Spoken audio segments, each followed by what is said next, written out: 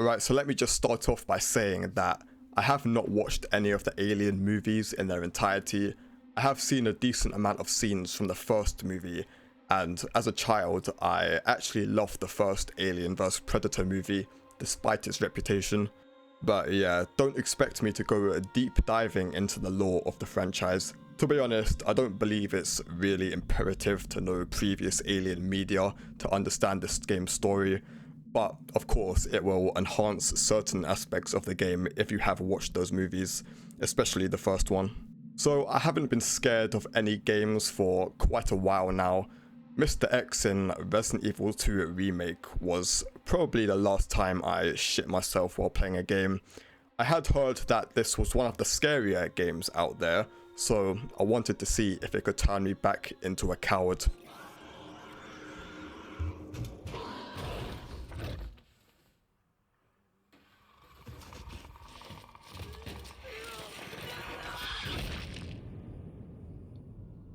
The only other thing I had heard about this game is that IGN gave it a 5.9 out of 10, whatever that score means.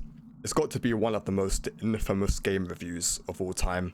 But spoiler, yeah, it's not a 5.9 out of 10. What a silly score. Now, saying that, there are definitely times where the game has a dip in quality, mainly when the alien is not present and is replaced by androids and humans, who are significantly inferior. Fortunately, the majority of the time, you are dealing with the alien. So I had heard that the Xenomorph has exceptional AI, which includes features like pattern recognition and adapting to the player's methods of countering it, and of course more simpler aspects such as hearing the player.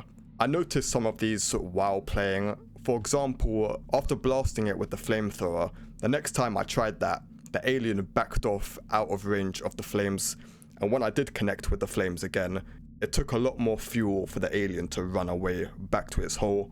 I will say though, I didn't realize how advanced the AI was until I looked at all the details after I completed the game. There's a lot of subtle things that contribute to its hunt of you. I do like the small things as well, like in a lot of games when you crouch but are clearly visible to the enemy, they just never see you, you're invisible. But in this game, doesn't matter if you're hiding, if it looks at you, yeah, you're done. Regardless, yeah, the game shines when the alien is about. I would be lying if I said I didn't feel tense on Mission 5, the first real mission of the game that focuses on avoiding the Xenomorph. Although I did meet it a bit earlier due to me sprinting like a fool while waiting for the tram. Run!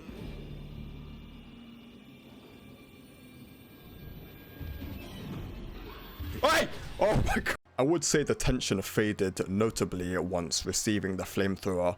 It kinda turned the game into easy mode.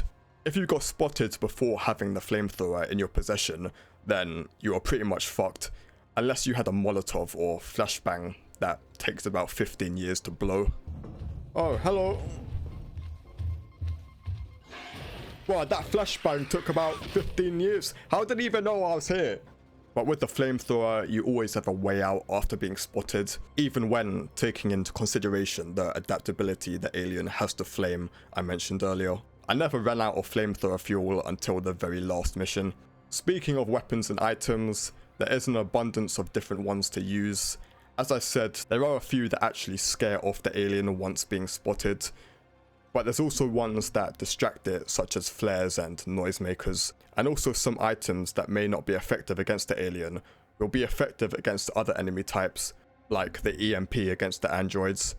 Oh yeah, and guns. No.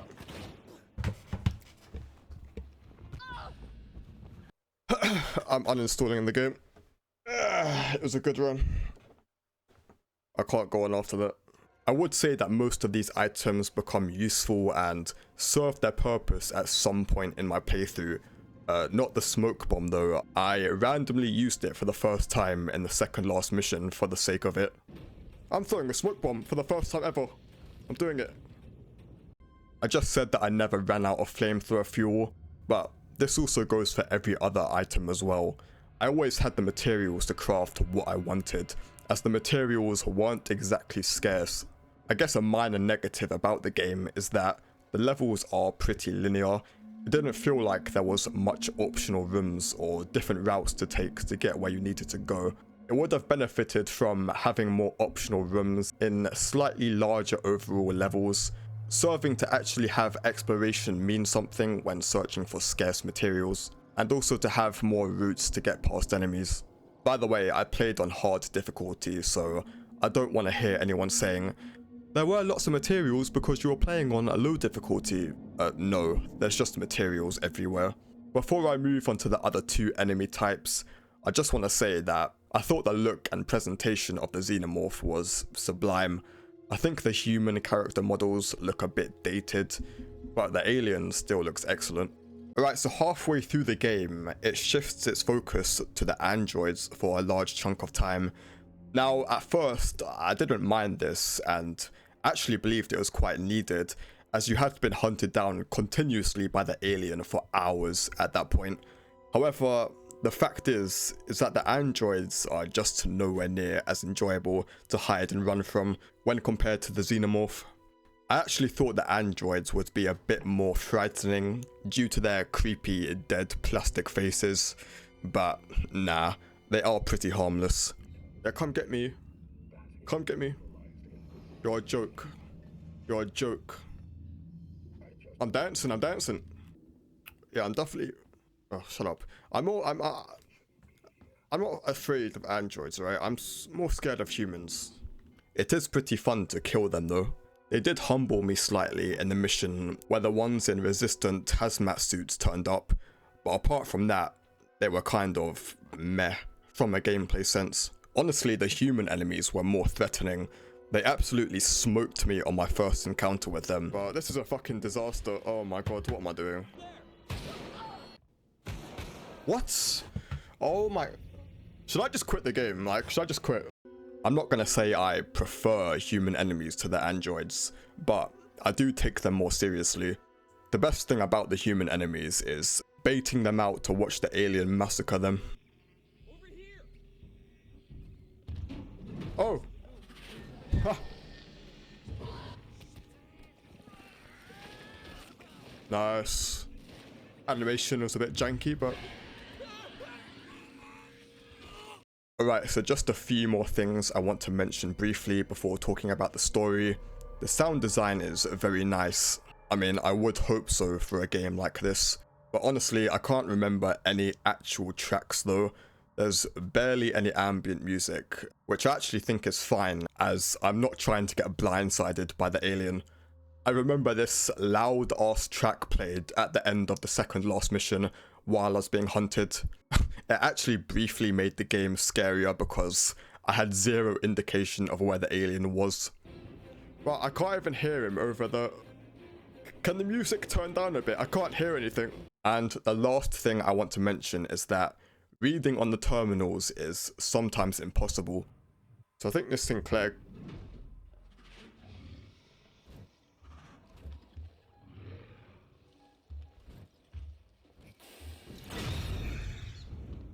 Truce. Bro, I can't read this, man. What? Bro, fuck off, man. Fuck you. Aye! Bruv. Bruv. Yo. I'm kind of split on this. On one hand, it evidently keeps tension, knowing you are never truly safe.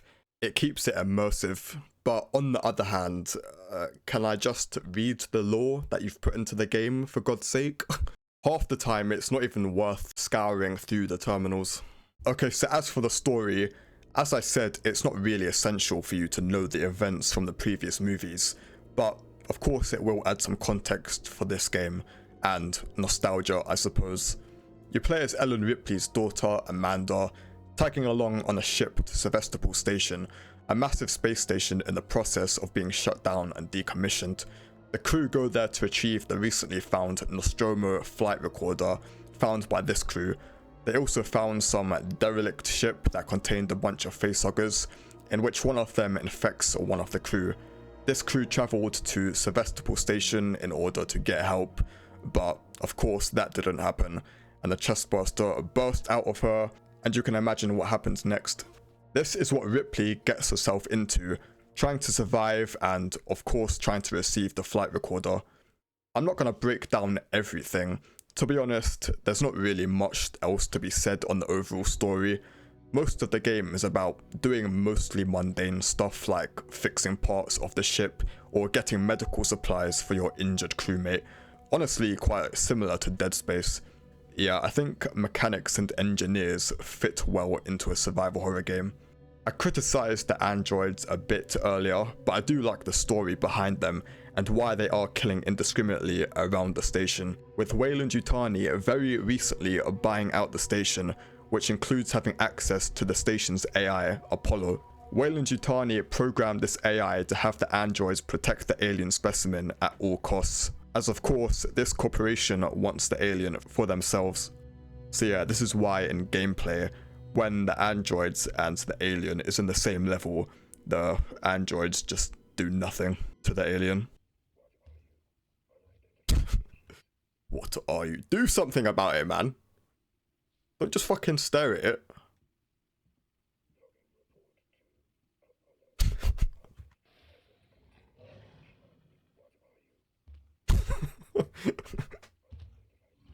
So yeah, while I think this whole android section of the game should have been trimmed down a bit, I thought the whole revelation behind Apollo and the androids was cool.